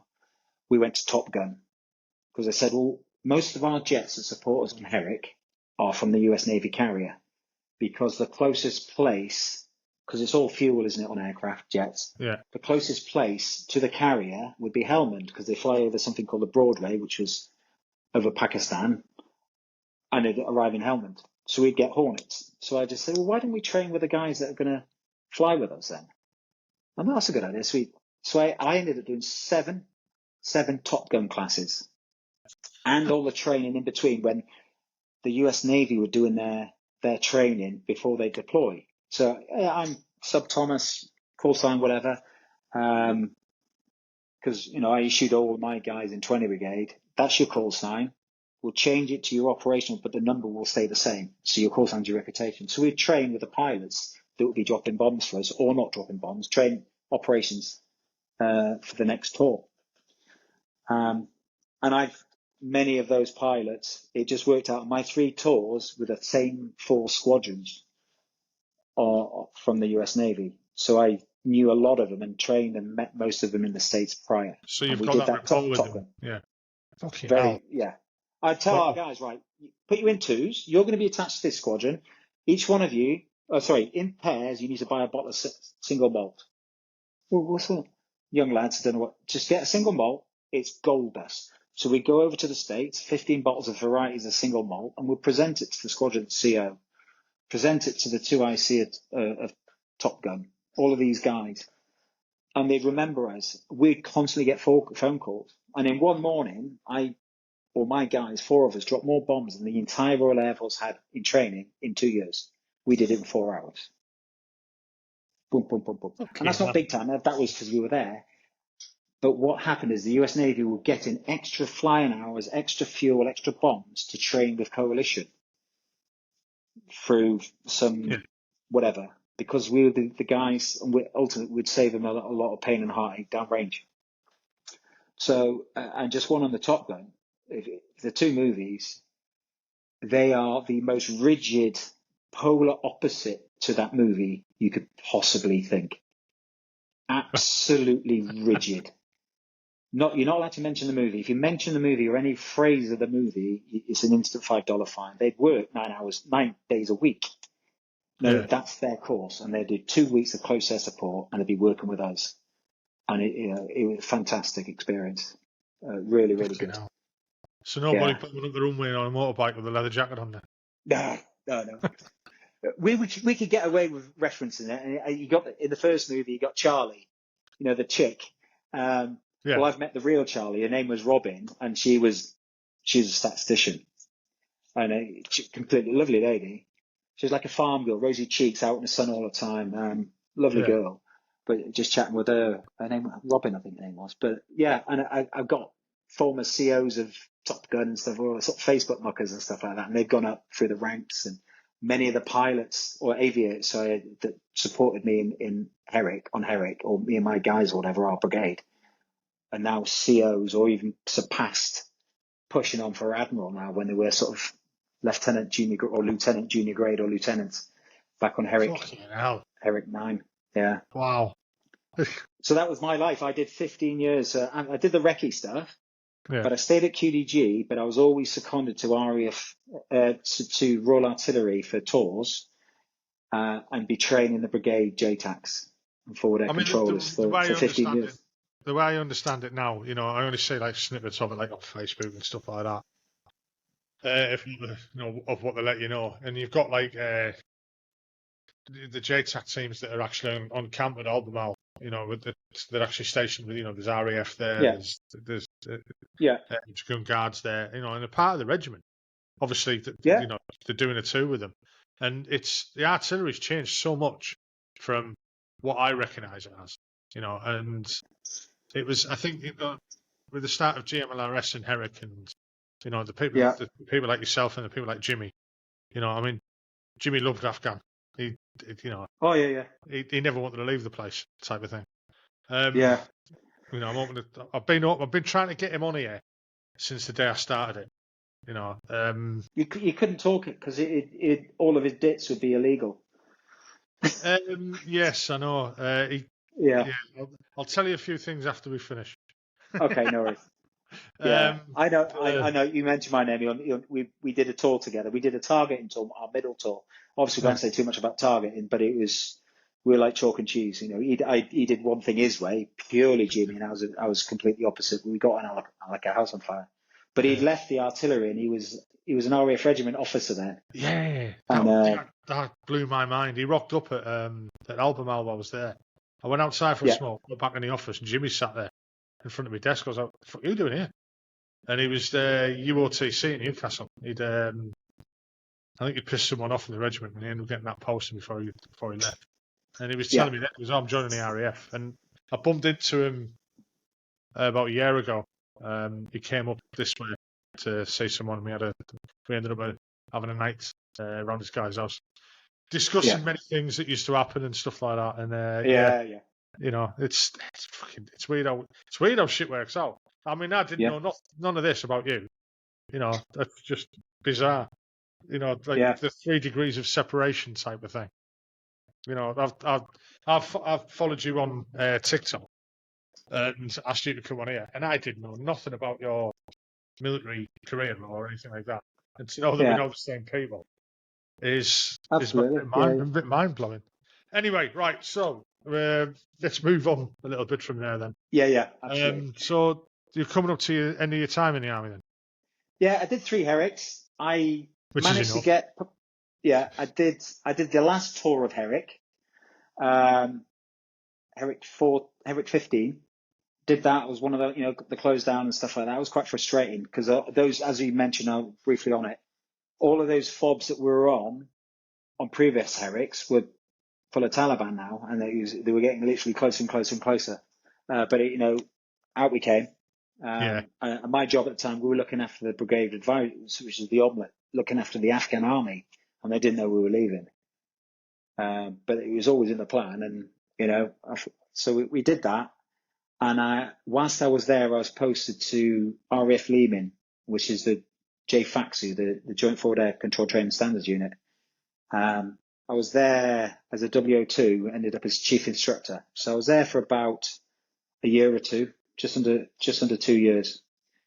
And I was going LE, so I was potentially going to go for the Army Air Corps, because I would have been welfare officer or MTO or something at QDG if they'd have taken me. Yeah. But the Army Air Corps, with my sort of background with air-land integration and stuff like that,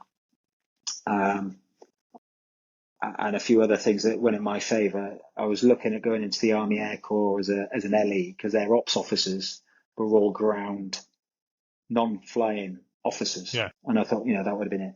But I got prompted and nudged, look, apply for this job in Civvy Street with a defence company, quite a large American defence company. I thought, well, marketing manager or something like that it was. No chance. And they said, no, apply. And I applied for it, and I got the job. And it was at the time, almost double my salary, with lots of travelling. I thought, wow. So off I went. And I worked for that company for 7 or 8 years. 7 years. As the supplier of targeting equipment to JTACs and the artillery observers in the British Army. And around the globe. So, yeah, went from uniform into a suit. And I quickly embraced the global travel. I was never a small lad, I'd probably take 2 goes to pass a PFA. I was all right in the CFT, but, hands up, I wasn't the fittest guy. I was a bit of a champagne Charlie, Yeah. on the beers and stuff like that. But I always passed them. But when I was a civvy, then with this company, they give me a credit card. I had to entertain people, and I bloomed. I got up to 21, over 21 stone as a civvy, trying to sort of sell or develop target equipment to military customers, which Yeah. really is not the sort of Yeah, I image get the what you're company saying wanted. there. Yeah. Yeah. Yeah, So it's yeah, saying and that. I stuck with that company for 7 or 8 years. I had some good success, and it was a huge eye opener into City Street. I was very lucky, extremely lucky, by circumstance and my position. Instead of going mainstream, if I'd have worked hard where they possibly could have, been squad and sergeant major, probably not RSM, but I could have comfortably got W1 somewhere at a TO unit, RSM with a TA unit. I thought, no, I decided to go specialised with the sort of JTAC airland integration thing, because that was something I was relatively good at, Yeah. and I could get by with the networking skills I had. I was pretty good at networking. We got a lot of training for nothing. But Civvy Street, big eye opener, and opened my eyes to corporate industry, how the military procurement system works or doesn't work, whichever you see it, and how If anyone's listening businesses, to this, I've just raised my eyebrows at that word. yeah, it's getting better. I must admit, it's getting better. But just looking at it, and also how the defence industry works, and it's really, really, really frustrating, because our hand on my heart is, for me, I'm still very proud of being a British soldier, and even though Yeah. most of my mates are civvies now, I'm still attached to the British Armed Forces. So the guys have got to have the best kit possible. So I'm endlessly arguing, or was arguing with engineers and finance guys and, commercial. No, this is what we need. This is what we need. And it's the simplest of stuff. The simplest Yeah. of stuff. A soldier wants something that's simple, that works first time, every time. Everything else you can train around. It doesn't need to be all bells and whistles, because invariably it's not going to work. And every So yeah, technology, everything needs different batteries, doesn't it? And batteries are a logistical nightmare. yeah. It's the old adage, isn't it? Just keep it simple, stupid.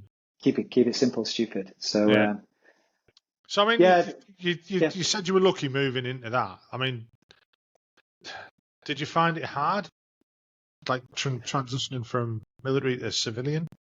I was paranoid that my vocabulary, I would become a cropper. I'd say the wrong thing. I'd be in front of HR. I never had any issues. Yeah. Um, I'm very proud of being British Army. Still keep in touch, but I'm not embraced in the massive veteran thing. I do Yeah. a bit, but it's no. That was then. I've moved on, and I got on with it. And you adapt. You'd stand your ground. Yeah. Absolutely. If you know it's, look, we can't sell it. I am not demonstrating this kit till it's ready, because I will lose all of my credibility with our customer, the users, the soldiers. Not prepared to do that. We need to do that. And so you just stand your ground, as long as you say it politely. So I've never really had any screw ups on that front, where, the stereotypical things you hear about, or in the army, you think, oh, you can't say this, you can't say that. I've never seen it. You just adapt. I think Me you've been personally, I've lucky. never seen it. Yeah. Oh, I have. And it's, to be fair, it was. I mean, I have seen it, and um, it's my own fault. Right. I found it really hard to adapt to being a civic, but it's been fine. Mm-hmm. It's not as it's like you say. You hear all these stories. You can't say this, you can't say that. Well, you can say this and you can say that. It's how you say it, and it's who you say Of it to. course. Not everyone's fucking woke. Not everyone's a fanny. No. Even some of the worst offenders of HR I've met have been fucking women. To be honest, the way the banter that they have, it's Mm-hmm. quite shocking. Some of it, but it's like the trouble I had was with not with the people I was working with. It was with clients Right. that I've had, and I've not experienced a lot of it, but I have come a cropper of it once or twice where I was in, like, squaddy mindset and talking not down to them, but talking with banter, let's say. Yeah, And they didn't appreciate it, or they didn't understand it, or whatever. And it's not their job to understand it or to go with it. It's us that have to change to them. It's their world. It's not ours. of course. Type of thing. I, I think you You know. mentioned it earlier on when you went to FPC and you were in Yeah. brigade. So I spent a lot of time in brigade Yeah. doing stuff. So you had to be careful because you're dealing with majors, lieutenant colonels, up to the brigadier. My middle tour, it was Patrick Sanders was the brigadier, top man by the way, absolute legend of the bloke. So you'd adapt that. So I think from that sort of skill, you become much more rounded in dealing with different departments that you're not aware of. I knew the artillery because I'd been working with them for years, but engineers, signals, all of them. You adapt that, and obviously I went to the defence industry, so they're involved with the defence industry. They're involved with developing equipment, kit, technology. So they want to know. So and they like your stories or your examples, and you always give an example of why that we need to keep it simple. Simple. So I know I'm lucky, and I have heard a few lads who've come a cropper here and there, but certainly the defence industry it's definitely changed now. Definitely gone a bit more woke, for want of a better term now. But I've been a civvy now for 9 years, so I know how to play the game, and I still lose my sort of temper or not patient or get upset. Excuse me, I've got to go for a sec when something absolutely ridiculous is coming out. But as you said, you've got to adapt yourself, and that's how we deal with people. But you're right. Some of our admin ladies are the horrendous. You sit there laughing at what I'm talking about. Yeah. Yeah. So what was next for you after that then? And where are you now? So I moved. I had a very short stint with another major defence industry, and I went there on promotion, if you like. It was a head of department thing. I knew within 3 minutes of joining, because they had a big office in London. I knew within 3 to 5 minutes of joining that company, I'm not going to be comfortable here. And it was spreadsheet. I thought, hang on, my job's business development, getting out meeting people, customers and stuff like that, users. So I spent 9 months with that company, and it was like by mutual, I'm going to jump before I'm pushed here. They wanted me to extend my probation, and I was having to travel right over to the East Coast. I live in Wiltshire, a place called Malmesbury, and I'm spending 4 nights away a week, and I absolutely hate my job. So actually that was a blessing in disguise. Left and managed to get a job relatively local with another quite a large defence company, and that's where I'm at the moment. However, unfortunately, I decided to get really, really fit. So I got up to 21.5 stone. I didn't realise I was huge. I was just used to walk around like that. I didn't realise. I'm about that weight now, to be honest. I was a prop forward, doing quite well as a prop forward, but I got so big. It was funny. I used to YouTube the games and film it professionally, and you'd never see me on the camera because I was never where the ball was, because I was walking from scrum to scrum. So I was all right at scrum, but so I can't do this. So just before COVID, I lost loads and loads of weight, and I lost 8 stone purely through cycling. So I'm one of those horrendous cycling nerds with Lycra and stuff. Mammal. Unfortunately, last year I was training. I was going to go cycling in Mallorca in the March last year. Did the Mallorca with a sort of almost semi-professional racing team, but I wasn't very fast. I thought I should be better than this. Came home and I was really ill, and I got diagnosed with stage 4 cancer last May. Wow. And I thought, and that was it. I almost had liver failure. I was really jaundiced, lost loads of weight, and he said stage 4. And I thought stage 4 is terminal. Oh my God. And my world just, young family and stuff. So that was May the 9th last year. And since then I've been through 2 full cycles, if you like. So it's 6 cycles per session, if you like. So 2 full sessions of chemotherapy, and you're still stage 4. But all the way through that, apart from the actual physical chemo week where, you got your IV in and stuff like that, I didn't lose any. Well, I lost a bit of hair on the first go, but the second, I was training and I was still cycling and training. Mental health, be strong, got to be strong. Went through the second lot, lost all of my hair, lost a load of weight, kept training. Got to the end of that cycle. When was that? November last year. Had a scan. Sorry. And I was, oh my God, this is it. Potentially is this it? I got lymphoma, which is a blood cancer. Yeah. So they started saying, right, we need to get you onto stem cell therapy, but we've got to blast you with chemo. It's harsh.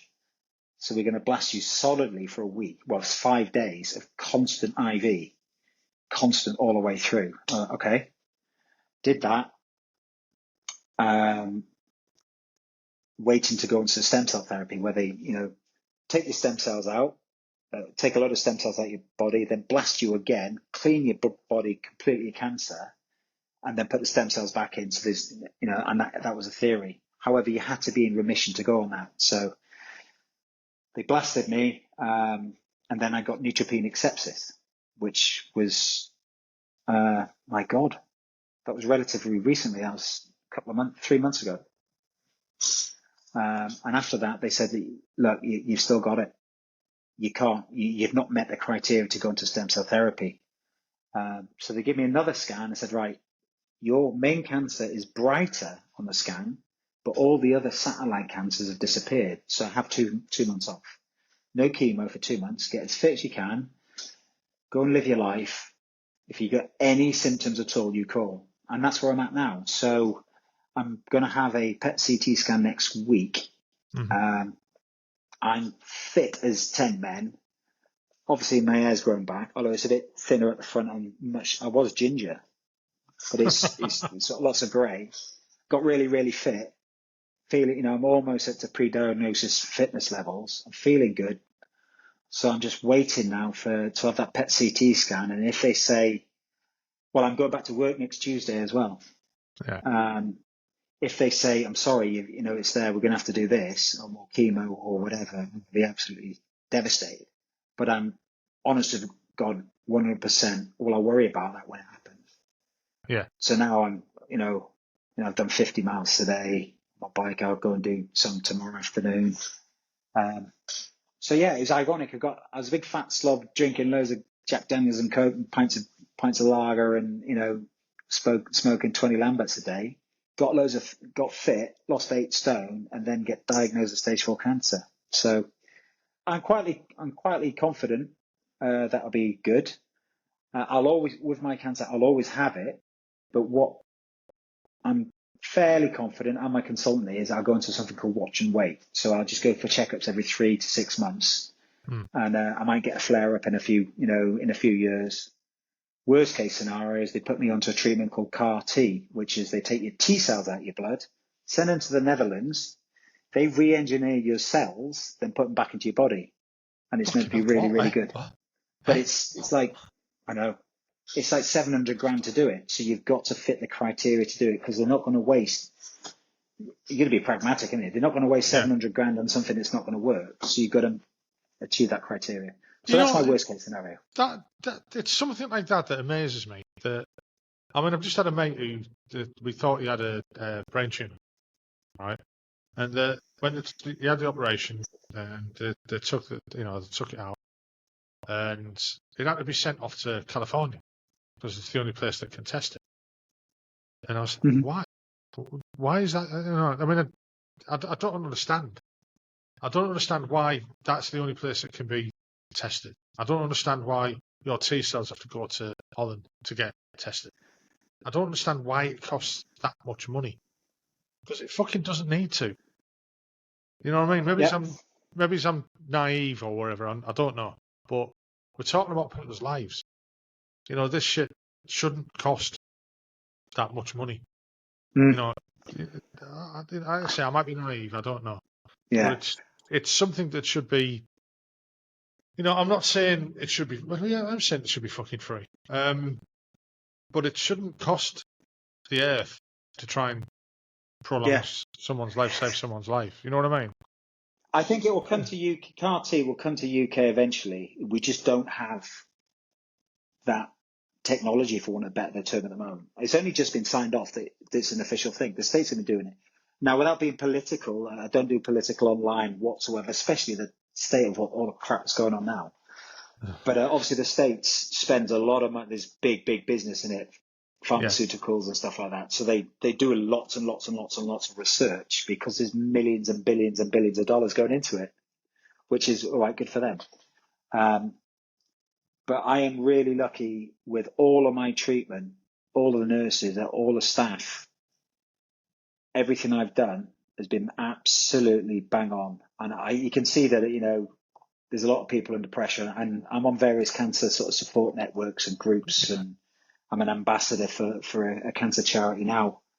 And you hear the horror stories of other parts of Britain, where admin errors, no chemo today because we didn't order it. Because every bag that you go in the IV is made specifically for you and mixed for you. So it's all made and knocked up a couple of days before. So when they get admin errors like that, but where I am, they've been absolutely wonderful. Yeah, and I get it in the perfect world. You just have to go and have party because the technology's there. But it's when you get to that criteria, we're going to spend this money on you, but only if it's going to work. Which I sort of get. I get. Yeah, I get. I mean, I get it, but I don't agree with it, or I don't really. Yeah. I don't want to. And the thing is, you know what I mean? It's not the NHS. This is the Dutch no. saying, okay, we'll do it. Yeah. Yeah. Right. So one of the questions I've got for you. Go for it. I mean, I don't want to dwell on the cancer side of it. It's fine. It's fine. I mean, I'll kind of touch on. I'll go back. To the question I was going to ask you. But I mean, I found you in a gutter. No, I found you on TikTok, promoting, the cancer stuff and the cancer charities and showing what you do. And I mean, I've watched a lot of your TikToks. I'm not fanboying, don't worry. And you always seem very positive. You've always got a positive outlook on life. I don't think I've seen one clip of you being down or being depressed about it or anything like that. And I suppose, if I was in your situation, I don't know how I'd react. I don't know how I'd feel. So I mean, big kudos to you for keeping positive and carrying on with it. It's if anyone's not, if anyone's on TikTok who's listening to this, look Gareth up. What's your name on TikTok again? Gareth Cycling Through Cancer. Yeah, I knew it. I just wanted you to say it. Yeah. Look him up on TikTok. Give him a follow. And he does promote the charities and stuff like that. And it's again, I'm kind of lost for words because with everything that you're going through, and you've still got that outlet to be positive and show people that it's not the end of the world, that type of thing. I mean, why did you start that on TikTok? I started doing it when I do my weight loss, and obviously I can't mention him, but he was a guy that was in the SBS, and he said, right, accountability, be accountable, because so I do an update, so I do a selfie. It's not because I'm a good-looking bloke, because quite clearly I'm not, but I do a selfie every time I'd go on a bike ride, and I used to do it outside a red phone box or a church, Gareth's Tour de Cotswolds or wherever, and I do that. And it helped me because when I got up in the morning, I thought, and you'd be amazed at how many friends are where's your photograph? Are you not going out today? So it's like a bit of accountability. So that really helped me. The majority of people were great. Some people saying, why are you doing this? So, well, it's my Facebook. I'm trying to lose weight. So it's accountability. I hate TikTok. Apart from the cancer bit and not all of the veterans, a lot of the veterans stuff is, but some of the veteran stuff is really, really good. And again, no fanboys yourself. That's what I like. Yeah. But there's like a bit of a community on TikTok of people going through cancer. Yeah. So I always, and my line is, don't get attacked by the duvet monster, because as soon as you start feeling sorry for yourself and you do that, and you see them on TikTok, and everyone's allowed to do what they want, but they wrap themselves in the blanket, and it's after sympathy after sympathy. The last thing I want is sympathy, because whatever happens, happens. But I know that when I'm riding my bike and getting fit and coming back with a sweat on, I've worked hard. People are either impressed, oh my God, he's got cancer, and he's still doing that. And it's mental health. Yeah. I think the vast majority of it have done Telek and Eric. We've been through the PTSD mill, and you got to look after your head, and your body will follow. And I've done that, and it's worked, and I've seen the benefits. And I'm not going to say I've sailed through it. I've had some tough times, but I'm not going to put a video up or a TikTok or whatever up when I'm really, really rough. Sometimes I might look really, really rough and just gone through chemo, but I'm upbeat. So I'll do it. Say, this chemo's no air. So I use cocoa. I've seen that. I've seen a couple of them ones. Yeah. Yeah, I use cocoa butter because it makes your head shiny and make it a laugh. So you get a lot of support. Fucking hell, I better use anti-cocoa butter. Yeah. And sometimes it's not like check me out, because you got these ridiculous staged influencers on Instagram and TikTok, and most of it is crap. There's loads of people on TikTok who haven't got cancer, who claim to have cancer and sets up GoFundMes and stuff. It's ridiculous, absolutely ridiculous. But there's a small group that, if I can help someone, and I say the hardest part, and you know this from the army days, the hardest part is getting your trainers on, getting out the front door. Yeah. Go out and do something, even if it's walk the dog or walk to the park bench and come back, you'll feel much better for it. And for me, it's worked, because I'm fit now and I've still got cancer. I'm really fit and I'm ready to attack. Bring it on. I'm not like this all the time. I've had many hours crying, feeling sorry for myself, thinking I used to be really important in the army. I was the man. And now look at me in my duvet. Not even, my old mates get in touch with me, and you feel sorry for yourself. Then the following day, 2 of your muckers drop you a line, how's it going, mate? Let's come and see you. Yeah. So, yeah. And that bit there, you've just said that. No comparison. But, I spent a lot of my time after the army. I kind of went, fuck it. That's one stage of my life over. I don't want anything to do with it. And then before I knew it, I was staying in the house. I wasn't going out. I wasn't even going to the pubs anymore, and it contributed to the breakup of my marriage. And it wasn't until recently that I've realised, or with the help of Op Courage and counselling, that was all part of me not accepting leaving the military. Even though it was 5, 6, 7, 8, 9, 10 years later. It's took me 12 years to find or to get closure from that, from leaving the military, and everything else that encompassed and affected me, and stuff. And I've had a bit of a fucking journey with that, but that bit where you said about you made a couple of your mates just send you a message now, and I was always the case, I'd see my phone ring and I wouldn't pick it up. I wouldn't answer it. Yeah. And I still don't know to this day why the fuck I'm doing podcasts, because I'm still deep down like that. But it's really, really helped me. And what's helped is talking. It's talking to people like you. It's talking to old mates. I've had plenty of mates on the podcast. That's how I started off doing it. The mate and my brother. And I've met so many people.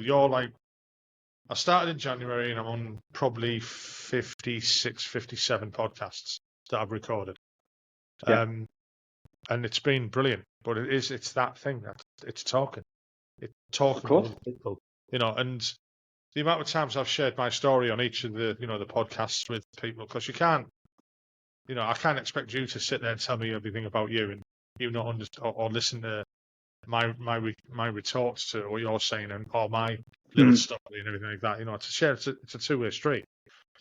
But it really, really does help talking. And like you said, get out walking. Get out, get a bit of fresh air. Yeah. That was the other thing I wasn't doing I wasn't doing any phys. I was downgraded for years in the army. I didn't do a PFT since. Shit, I can't even remember the last time I did one. I can't remember. I definitely can't remember the last time I passed one. But I can't. Fucking hell, I'm going 1995. Wow. But things changed for me recently. In a good way. I've met someone, and she likes to go walking a lot. And I've done more walking in the last 2 months than I've done in the last 20 years, more or less. You know what I mean? And I do see the benefits of that. It really, really does help. It helps you sleep because I suffer sleep apnea. But getting out, getting some fresh air, doing a walk and all that, it does help. Physical exercise, and I do need to do more. Anyway, let's leave that one there. The other question I was going to ask you earlier was the MBE. What's that about? Again, I'm very lucky. I was based in Germany, so we were the only brigade in Germany. I think 7th Brigade had left Germany or whatever. So we didn't get any jets very often for training. So I hands across the ocean, did all of the US stuff. So I did all the Top Gun and all of that. And I also I did a targeting tour. So it was a JTAC targeting tour. Obviously, can't say too much about that. So I had some quite successful stuff going on there. So it's just services for JTAC training and operations. Loads of guys could have got it, unfortunately.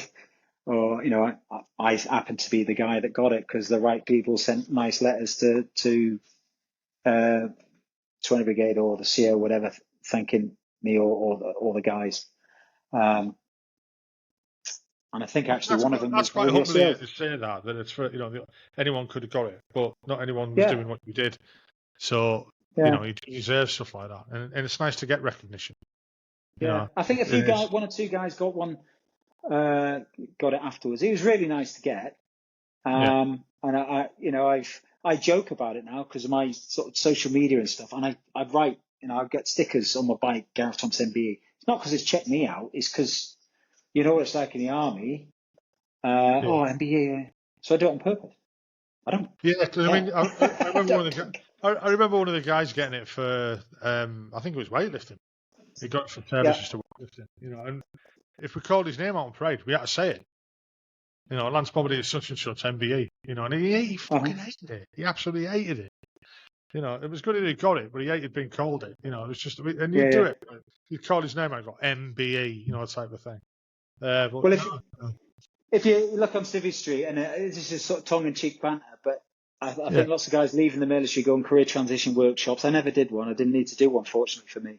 And they put all of their little affiliations and loads of post-nominals after the name or whatever. Yeah. And I know HR look at this and go, what? And it's like, why are the military all told to put all of these, chartered whatever managers and bits and bobs? I'm fortunate I got an MBE, a proper post-nominal, which sounds really arrogant to me. It's not. If you knew me in person, I'm not like that in the slightest. But No, but I have a laugh exactly what you're saying there. I know what you're saying. It's ridiculous, and they're told to do that, and it's almost as if, look, guys, don't do that. Do this, And I always try and help guys who are leaving into Civvy Street, and point them in the right direction, give a few briefs and bits and bobs. So, yeah. I mean, the old transition workshops and the resettlement from the military into civilian life, it needs a complete overhaul because I don't think it's a business in itself. They make money off you. Yeah. These guys on LinkedIn, I'll help you get a job and craft your CV and whatever. And muckers of mine who are leaving, go and speak to this guy. I think, well, no, you speak to a guy that's in industry or whatever, they'll help you out. Speak to HR departments, not these guys who are making money from you. That's their sole career, to make money from you leaving the military. So quite passionate about that one. Right then, Gareth, I think we've come to the end of the journey then on here. We have, mate. Yeah. Hopefully not yours, Jesus. I do dark humour, it's okay. Yeah, no, it's just, as I was saying, I was thinking, fucking hell. No, I did, honestly, God, it's hilarious. Don't worry about it. Yeah, no, I've enjoyed it. thanks for coming on, and I hope it's not been too tedious for you and No, it's been great. Enjoyed it. amateurish. You know, it No, it's is great. just a hobby. It's just a hobby I do, and I hope that anyone who's listening to this has fond memories of Gareth, especially like the lads from the artillery who will remember him. Yeah. With me being ex-third, there's a lot of ex-third lads, and some still serving actually do listen to it. Not that many, but hopefully more and more will start. Absolutely. I'll say good night to you again. Thanks for coming on. It's been lovely speaking to you and listening to your story, and I've been thoroughly entertained for the last nearly 2 hours. Bloody hell! Nearly 2 hours. Oh my god! Right, editing. Do you know what? When ones like this happen, I don't have to edit it. It just goes out as it is, and either I'm getting better at it or I'm just getting luckier, because the last few I've done, I've not really had to edit them. It's just put a beginning and an end. Flows, isn't it? It's a bit, it just flows. It's been good. Right, I'll stop the recording now. Cheers,